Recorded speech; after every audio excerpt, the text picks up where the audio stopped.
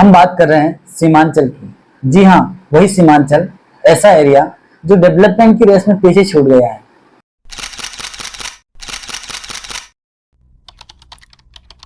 नमस्कार, अस्सलाम वालेकुम दोस्तों, आप सभी का स्वागत है आज हमारे इस वीडियो में। आज हम आपको ले चलेंगे बिहार के उस हिस्से में जो कुदरती खूबसूरती से भरपूर है, लेकिन साथ ही प्रॉब्लम्स का एक पहाड़ भी झेल रहा है। हम बात कर रहे हैं सीमांचल की। जी हाँ, वही सीमांचल, ऐसा एरिया जो डेवलपमेंट की रेस में पीछे छूट गया है, जहाँ बाढ़ हर साल तबाही मचाती है और जहाँ के लोग बेहतर भविष्य की तलाश में माइग्रेट यानी पलायन करने पर मजबूर है। सीमांचल की ज्योग्राफी, पॉपुलेशन, लिटरेसी रेट और बेसिक इंफ्रास्ट्रक्चर और हेल्थ एजुकेशन की ज़मीनी हकीकत तक हम आपको एक इंटायर जर्नी पर ले चलेंगे। हम जानेंगे कि कैसे यहाँ की प्रॉब्लम्स यहाँ के लोगों के लाइफ में संघर्ष करने पर मजबूर करती हैं। हम उन करप्ट पॉलिटिकल लीडर्स के बारे में भी बताएंगे जिनकी वजह से ये एरिया आज भी बैकवर्ड है। तो जुड़े रहिए हमारे साथ और जानिए सीमांचल की असली कहानी, जिसे जानना और समझना हर हिंदुस्तानी के लिए ज़रूरी है। तो चलिए शुरू करते हैं हमारी ये खास पेशकश, सीमांचल समस्याएं और समाधान। वीडियो में आगे बढ़ने से पहले आपको एक अहम बात बता दूं कि सीमांचल 4 जिलों से मिलकर बना है, जिसमें पूर्णिया, किशनगंज, अररिया और कटिहार शामिल है। सीमांचल बिहार के नॉर्थ ईस्टर्न साइड में है, जो नेपाल और वेस्ट बंगाल के बॉर्डर से कनेक्टेड है। सीमांचल क्षेत्र में बाढ़ एक अहम समस्या है, जिससे यहाँ के लोग हर साल प्रभावित होते हैं। कोसी, महानंदा और परवान नदियों के किनारे बसे इस एरिया में बाढ़ का असर बहुत ही विनाशकारी होता है। आइए समझते हैं कि बाढ़ की समस्या यहाँ के लोगों की जिंदगी में कैसे असर करती है। आइए हम आपको कुछ पॉइंट की मदद से समझाने की कोशिश करते हैं, जैसे जान माल का नुकसान, आर्थिक संकट, मानसिक और सामाजिक तनाव, किसानों का नुकसान। बाढ़ के पानी में घर बह जाते हैं या डैमेज हो जाता है, जिससे लोग बेघर हो जाते हैं। बाढ़ के वजह से फसल, घर के सामान और जानवरों का नुकसान होता है, जिससे आर्थिक संकट पैदा होती है। बाढ़ के बाद पानी से बीमारियां फैलने लगती है, जैसे डायरिया, मलेरिया और डेंगू। बाढ़ के दौरान और बाद में क्लिनिक, हॉस्पिटल तक पहुंच बहुत मुश्किल हो जाती है, जिससे बीमारियां गंभीर रूप ले लेती है और वक्त पे इलाज ना मिलने पर कई लोगों की जान चले जाती है। सीमांचल के ज्यादातर लोग खेती पर निर्भर हैं। बाढ़ के कारण फसलें बर्बाद हो जाती है, जिससे किसानों का बहुत नुकसान होता है। बाढ़ के दौरान और बाद में काम का अवसर कम हो जाता है, जिससे लोग बेरोजगार होने पर मजबूर हो जाते हैं। बाढ़ की लगातार समस्या से लोग मानसिक तनाव और डिप्रेशन का शिकार हो जाते हैं। बाढ़ के पानी से घर का डैमेज हो जाने की वजह से परिवारों का बिखराव और सामाजिक कनेक्शन टूट जाता है। बाढ़ के समय सरकार और गैर सरकारी संगठनों की ओर से सहायता पहुंचने में बहुत देर हो जाती है, जिससे लोगों की मुश्किलें बढ़ जाती है। बाढ़ के बाद रहने की समस्या बढ़ जाती है, जिससे लोगों को लंबे समय तक कैंप्स या झोपड़ियां बनाकर रहने में मजबूर हो जाते हैं। लोकल गवर्नमेंट यानी मेंबर, मुखिया, सरपंच, जिला पार्षद, एमएलए, एमपी की ओर से बहुत कम बेसिक फैसिलिटीज दी जाती है, जिससे हर साल लोगों को यही परेशानियां झेलनी पड़ती है। ह्यूमैनिटेरियन एड्स और स्कीम्स में करप्शन की वजह से जरूरतमंद लोगों को सही समय पर मदद नहीं मिल पाती है। बाढ़ के आने से पहले लोगों को अवेयर करने के लिए एक इफेक्टिव वार्निंग देनी चाहिए। उसके लिए modern techniques, news, social media का इस्तेमाल किया जा सकता है। लोकल एडमिनिस्ट्रेशन और लोगों को अच्छे से ट्रेन करनी चाहिए, ताकि वो बाढ़ के समय बेहतर तरीके से निपट सके। ह्यूमैनिटेरियन एड और स्कीम्स लोगों को सही तरीके से और सही समय पर मिलना चाहिए, जिससे लोगों को राहत मिल सके। फसलें बर्बाद होने पर किसानों को अच्छी अमाउंट की कंपनसेशन मिलना चाहिए, ना कि 1500 या 2000। बाढ़ की वजह से जगह जगह पर सड़कें टूट जाती है। पुल या ब्रिज नहीं रहने की वजह से एक गांव से दूसरे गांव का संबंध टूट जाता है, जिससे लोगों को कम दूरी के लिए बहुत लंबे रास्ते से जाना पड़ता है, या नहीं तो नाव का सहारा लेना पड़ता है, जो जोखिम से भरा होता है। इसलिए सरकार को ऐसी जगह पर खास ध्यान देनी चाहिए। फंड्स, स्कीम्स और अलग अलग रिलीफ वर्क्स के लिए इंडिपेंडेंट एजेंसीज की स्थापना करनी चाहिए और अच्छे से देख रेख की जानी चाहिए। इससे करप्शन पर रोक लगाने में मदद मिलेगी। लोकल एडमिनिस्ट्रेशन और लोकल पॉलिटिशियंस यानी मेंबर, मुखिया, सरपंच और बड़े बड़े नेताओं जैसे एमएलए और एमपी की जवाबदेही होनी चाहिए, जनता को यह अधिकार होना चाहिए कि वो अपने रिप्रेजेंटेटिव से सवाल पूछ सके और अपने उनके कामों की समीक्षा कर सके। ह्यूमैनिटेरियन और डेवलपमेंटल वर्क्स को लोगों तक सही तरीके से पहुंच सके, इसके लिए सरकार को जीपीएस ट्रैकिंग और ऑनलाइन रिपोर्टिंग सिस्टम का उपयोग किया जा सकता है, जिससे हर लोग उसे मॉनिटरिंग कर सकते हैं। करप्शन के खिलाफ लड़ाई में जनता की इन्वॉल्वमेंट बढ़ाई जानी चाहिए। इसके लिए लोगों को अवेयर और यूनाइट होना जरूरी है। सीमांचल के लोग बाढ़ की समस्या से जूझते हुए अपने जीवन को पुनः स्थापित करने के लिए लगातार संघर्ष करते हैं। सरकार और समाज की रिस्पॉन्सिबिलिटी है कि इन समस्याओं का हल निकाले और वहां के लोगों को बेहतर जीवन जीने का मौका दे। इस इलाके में फ्लड कंट्रोल, डिजास्टर मैनेजमेंट और अन्य तरह के रिलीफ वर्क्स में सुधार करना बहुत जरूरी है। मैंने अब तक आप लोगों को बस बाढ़ की समस्या बताया है और इस तरह की हजारों समस्या है जिसमें सुधार लाने की सख्त जरूरत है। सीमांचल की गवर्नमेंट स्कूल्स, हॉस्पिटल्स और पब्लिक डिस्ट्रीब्यूशन सिस्टम और आंगनबाड़ी ऐसी जगहों पर चेंजेस लाने की सख्त जरूरत है। सीमांचल में जनसंख्या यानी पॉपुलेशन, साक्षरता दर यानी लिटरेसी रेट, बेरोजगारी यानी अनएम्प्लॉयमेंट। अब जरा बात करते हैं सीमांचल की। सीमांचल की इन क्षेत्रों को गहराई से समझना हमारे लिए बहुत महत्वपूर्ण है, जो विकास के मामले में बहुत पीछे रह गया है, और इन्हीं में सुधार करके हम विकास की ओर अपने कदम बढ़ा सकते हैं। अब जरा इसके विस्तार पर नजर डालते हैं। सीमांचल की जनसंख्या डाइवर्स यानी अलग अलग है। यहाँ पर दो अलग अलग समुदाय यानी खास तौर पर दो अलग अलग कम्युनिटीज रहती हैं, मुस्लिम और हिंदू कम्युनिटी, जिनका लगभग सांस्कृतिक यानी कल्चरल और सामाजिक यानी सोशल इंफ्रास्ट्रक्चर मिला जुला है। 2011 की सेंसस यानी जनगणना के अनुसार सीमांचल की जनसंख्या कुछ इस प्रकार है। अररिया 28.11 लाख, किशनगंज 16.90 लाख, पूर्णिया 32.64 लाख और कटिहार 30.76 लाख। सीमांचल में सभी जिलों में मुस्लिम पॉपुलेशन लगभग ज्यादा है। किशनगंज जिले में लगभग 67% मुस्लिम पॉपुलेशन रहती है, जबकि अररिया, पूर्णिया और कटिहार में मुस्लिम पॉपुलेशन लगभग 43%, 36% और 44% है। यहाँ की पॉपुलेशन का एक बड़ा हिस्सा ग्रामीण यानी गांव और बस्ती वगैरह में बसता है, जहाँ बुनियादी सुविधाओं की कमी होती है। सीमांचल के लोग मुख्य रूप से खेती पर निर्भर हैं, लेकिन बाढ़ और अदर नेचुरल डिजास्टर्स यानी प्राकृतिक आपदाओं के कारण उनकी आजीविका यानी लाइवलीहुड पर संकट बना रहता है। अब बात करते हैं सीमांचल की लिटरेसी रेट यानी साक्षरता दर की। सीमांचल की शिक्षा स्तर बिहार के एवरेज रेट से काफी कम है। 2011 की जनगणना के अनुसार सीमांचल के जिलों की लिटरेसी रेट इस प्रकार है। अररिया 53%, कटिहार 62.2%, किशनगंज 57%, पूर्णिया 51.1% है।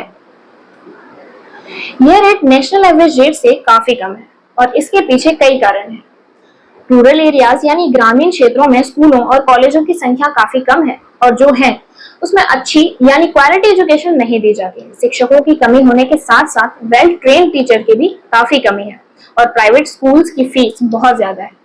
बाढ़ और सामाजिक मुद्दों के कारण बच्चे स्कूल नहीं जा पाते और पढ़ाई अधूरी छोड़ देते हैं। सीमांचल में लड़कियों की शिक्षा भी एक बड़ा मसला है। यहाँ की सोशल और कल्चरल परसेप्शंस यानी थिंकिंग के कारण लड़कियों को स्कूल भेजने से हिचकिचाते हैं। कई जगहों पर प्राथमिक शिक्षा तक तो लड़कियां स्कूल जाती हैं, लेकिन हायर एजुकेशन के लिए बढ़ावा नहीं दिया जाता। इसके अलावा सुरक्षा की कमी भी, स्कूलों की दूरी भी एक बड़ा मसला हो सकता है। हमारी सरकार को लड़कियों की शिक्षा को बढ़ावा देने के लिए विशेष योजनाएं बनानी चाहिए, लोकल कम्युनिटीज को अवेयर करना चाहिए। अब बात करते हैं अनएम्प्लॉयमेंट। सीमांचल में साक्षरता दर के साथ साथ बेरोजगारी भी एक बड़ा मसला है। यहाँ के लोग मुख्य रूप से खेती यानी एग्रीकल्चर पर निर्भर करते हैं, लेकिन खेती में लिमिटेड रोजगार होने के कारण बेरोजगारी का स्तर दिन ब दिन आसमान छू रहा है। सीमांचल में बढ़ती बेरोजगारी का मुख्य कारण शिक्षा की कमी तो है ही, साथ ही स्किलफुल यानी योग्य लोगों की कमी भी है। बेहतर रोजगार का अवसर उन्हें नहीं मिल पाता जो कम पढ़े लिखे होते हैं, क्योंकि अनपढ़ और कम पढ़े लिखे लोगों को रोजगार मिलना मुश्किल हो जाता है, जिससे वो गरीबी के चक्रव्यूह में फंसे रह जाते हैं। अनएम्प्लॉयमेंट यानी बेरोजगारी के कारण युवा वर्ग दूसरे राज्यों को रोजगार तलाश करने के लिए जाते हैं, जिससे न केवल उनके परिवार पर प्रभाव पड़ता है बल्कि सीमांचल की आर्थिक स्थिति पर भी प्रभाव पड़ता है। सरकार को रोजगार के लिए विशेष योजनाएं बनानी चाहिए। सीमांचल की जनसंख्या, साक्षरता दर और बेरोजगारी को समझना सीमांचल के विकास के लिए महत्वपूर्ण है। यहाँ के लोगों को बेहतर शिक्षा और बेहतर जीवन के लिए खुद आवाज उठानी चाहिए और पूरी ईमानदारी से सरकार और सरकारी कर्मचारियों से जवाब मांगना चाहिए। करेंगे सीमांचल के रोड्स, हॉस्पिटल और वहाँ के हेल्थ सिस्टम के। तो सबसे पहले हम बात करते हैं सीमांचल के रोड्स की। तो सीमांचल के रोड्स की सिचुएशन काफ़ी ख़राब है। यहाँ के कई गांव अभी भी अच्छी रोड से वंचित हैं। बारिश के दौरान रोड्स की हालत और भी बदतर हो जाती है। गड्ढों से भरी सड़कें, जिससे गड्ढों से भरी सड़कें एक्सीडेंट का कारण बन जाता है और लोगों की आवाजाही में भारी परेशानी का कारण बनता है। यहाँ के सड़कों की रिपेयर और कंस्ट्रक्ट के लिए गवर्नमेंट की ओर से स्कीम्स तो बनती हैं, लेकिन करप्शन और मिसमैनेजमेंट की वजह से स्कीम्स जमीन पर नहीं उतर पाती। देखिए, डेवलपमेंट के वर्क में ट्रांसपेरेंसी का होना बहुत जरूरी है। एक स्टडी के अकॉर्डिंग सीमांचल के कई रूरल एरिया यानी ग्रामीण क्षेत्रों में मोर देन 50% रोड्स की सिचुएशन बहुत खराब है। उसी के कारण न केवल लोगों की आवाजाही में प्रॉब्लम होती है, बल्कि बिजनेस और इकोनॉमिक एक्टिविटीज में भी अफेक्टेड होती हैं। अब हम बात करते हैं हॉस्पिटल्स की। तो देखिए, सीमांचल के गवर्नमेंट हॉस्पिटल की सिचुएशन बहुत खराब है। ज्यादातर हॉस्पिटल्स में बेसिक फैसिलिटीज की कमी है, जैसे सफिशिएंट बेड्स, साफ सफाई और नेसेसरी मेडिकल इक्विपमेंट। इनके अलावा मेडिसिन की कमी और करप्शन के कारण पेशेंट को प्राइवेट हॉस्पिटल का सहारा लेना पड़ता है, जो कॉस्टली होता है। फिर से मैं आपको एक डेटा बताता हूँ कि सीमांचल में एवरेज 10,000 यानी 10,000 लोगों पर केवल गवर्नमेंट के 2 हॉस्पिटल बेड्स अवेलेबल हैं, जो कि नेशनल एवरेज से काफी कम है। इसी वजह से पेशेंट को यानी मरीज को बेहतर इलाज नहीं मिल पाता और उन्हें कई बार इलाज के लिए दूसरे डिस्ट्रिक्ट या स्टेट में जाना पड़ता है। सीमांचल के हॉस्पिटल्स में हेल्थ केयर फैसिलिटीज और स्पेशलाइज्ड सर्विसेज जैसे किडनी के डॉक्टर, ब्रेन के डॉक्टर, हार्ट के डॉक्टर और कैंसर के डॉक्टरों की कमी रहती है। इन सारी बीमारियों के इलाज के लिए हमें दूर दराज के शहरों में जाना पड़ता है, जैसे सिलीगुड़ी चले गए, पटना या दिल्ली। उसके वजह से यहाँ के लोगों को बहुत खर्च उठाना पड़ता है, जिसके वजह से यहाँ के अधिकतर लोग अपना इलाज तक नहीं करा पाते। इमरजेंसी सर्विसेज जैसे एम्बुलेंस अक्सर अवेलेबल नहीं रहता, या रास्ता और नदी की वजह से पेशेंट के घर तक एम्बुलेंस नहीं पहुंच पाती, जिसके वजह से कई लोगों की जान जाने की संभावना बढ़ जाती है। और देखिए, हेल्थ सर्विसेज और रोड्स के कंस्ट्रक्शन में करप्शन एक बहुत बड़ा इश्यू है। स्कीम्स का पैसा सही जगह नहीं पहुंच पाता और इसके रिजल्ट्स में लोगों को बेसिक फैसिलिटीज नहीं मिल पाती। आप ये देख रहे हैं, ये ब्रिज पूर्णिया जिले के अमौर प्रखंड के खारी पुल का है, जो वर्षों से अमौर, बैसा और खारी के लोगों को परेशान कर रहा है। हर चुनाव में खाड़ी पुल प्रोमिसेस का सेंट्रल पॉइंट बन जाता है। हर नेता लोग जनता को आश्वस्त करते हैं कि पुल को पूरा करना उनकी प्राथमिकता है, आप उन्हें जिता दीजिए और वो आपके पुल को बना देंगे। लेकिन चुनाव खत्म होने के बाद ये सारे वादे अक्सर अधूरे रह जाते हैं। क्या आप जानते हैं कि हमारे देश में कई लोग रोजाना अपनी जान जोखिम में डालकर नदी पार करते हैं, खासकर उन इलाकों में जहां पुल नहीं बना है। उसमें से एक इलाका बायसी प्रखंड का मथुरापुर, खपड़ा, कुंडाले, मझवा, हरनपुर। आपको एक बात बता दूं कि हरनपुर में कब्रिस्तान तक कट चुका है। सही बात है। कितना कब्रिस्तान कटा? कब्रिस्तान तो 3 कटा है। 3 कटा है, तीसरा जारी है क्या? कटाओ तीसरा जारी का वो भी खत्म हो गया। खत्म हो गया। थोड़ा सा बचा हुआ है। अच्छा। तो कोई मतलब कि नेता वगैरह आकर के यहाँ पे कुछ? नहीं, कोई नेता नहीं है अभी तक। आप सभी जानते हैं, कब्रिस्तान से लोगों की यादें जुड़ी रहती हैं। वहाँ के लोग सरकार से गुहार भी लगा रही हैं। कब्रिस्तान 3 कब्रिस्तान कट गए हैं जी, तो मैं किस ये पे सवाल कहता हूं उठाएंगे? कि जितना जल्द हो, अगर कोई यहाँ के विधायक सुनते हो तो सुनो मेरी बात को। विधायक साहब सुन रहे मेरा बात? अगर सुन रहे हैं, कॉल नहीं है अभी, आप बोलिए। अरे कॉल तो आएगा भी अभी थोड़ी देर में। अच्छा, डालने के बाद तो अच्छा, सांसद साहब से भी देखो, सवाल उठता है। 2025 याद रखना, जुमलाबाजी से काम चलने वाला नहीं है। अच्छा, ये नदी को रोकेंगे, वोल्टर पिच करेंगे, तो 25 में आपको वोट अच्छा, मिलेगा। नेता को ही जिम्मेदार क्यों ठहराते हैं? पब्लिक भी जिम्मेदार है ना। यहाँ पे ध्यान दीजिए, लेकिन हमारी सोई हुई सरकार और इलाके के नेता पर इसका कोई असर नहीं पड़ता। इसके अलावा चनकी, रहुआ, मोबैया में तो लोगों के घर तक कट चुके हैं। ताराबारी, खुटिया, मीनापुर भी शामिल है। इन सब में मथुरापुर की स्थिति काफी भयावह है। अगर सही वक्त पे ध्यान ना दिया जाए तो ये पूरा गांव ही कट जाएगा, जिससे पास के इलाके प्रभावित होंगे, जैसे खपड़ा और चौनी। मथुरापुर जाने के लिए नदी की वजह से रोड तक नहीं है। आप समझ सकते हैं कि यहाँ के लोग कैसे अपनी गुजर बसर करते हैं। मिसाल के तौर पर, जब शादी के सीजन चल रहे होते हैं, लोगों को अपने बच्चों की शादी के लिए एक अरसे तक इंतजार करना पड़ता है, जब तक बाढ़ खत्म नहीं हो जाते। ये मार्केट में, यानी गरीब मजदूर मार्केट में अपनी फसलों को बेचने के लिए मजबूर है, क्योंकि रोड्स ही नहीं है जिससे वो गरीब मजदूर मार्केट तक जा सके और अपनी फसलें बेच सके। यहाँ तक कि उन्हें अपने घर में ही स्टॉक करके रखना पड़ता है। और हाँ, बाढ़ खत्म होने के बाद यहाँ के लोगों की प्रॉब्लम एक और बढ़ जाती है। ये है कि वो लोग अपने पैसे जमा करके रास्ता बनवाते हैं, क्योंकि रास्ता उबड़ खाबड़ हो जाता है।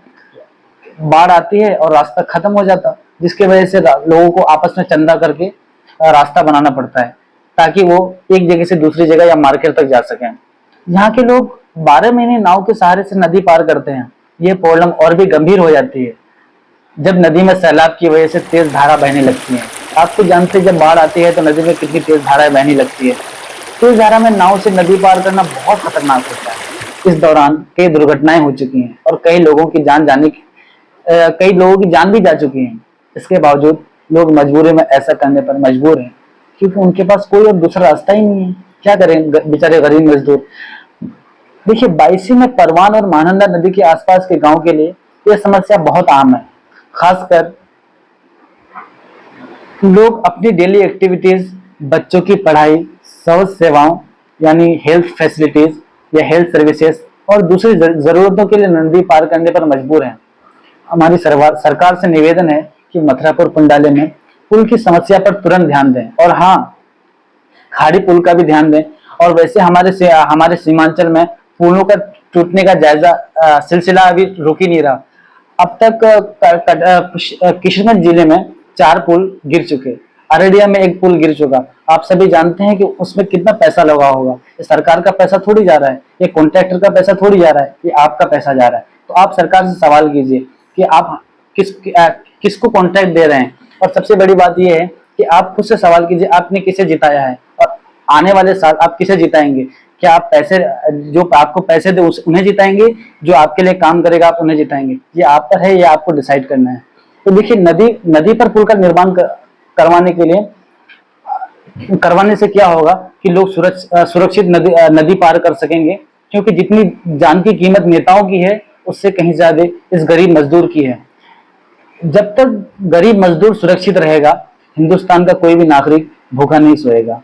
इस समस्या की जड़ में मुख्य कारण भ्रष्टाचार है। वर्षों से चुनावी वादे किए जाते हैं कि मथुरापुर में पुल का निर्माण होगा, खाड़ी में पुल का निर्माण होगा, लेकिन भ्रष्टाचार के कारण ये वादे कभी पूरे नहीं होते हैं। स्थानीय नेताओं और अधिकारियों की मिलीभगत से विकास के कार्यों में बाधा आती है और जनता को इसका खामियाजा भुगतना पड़ता है।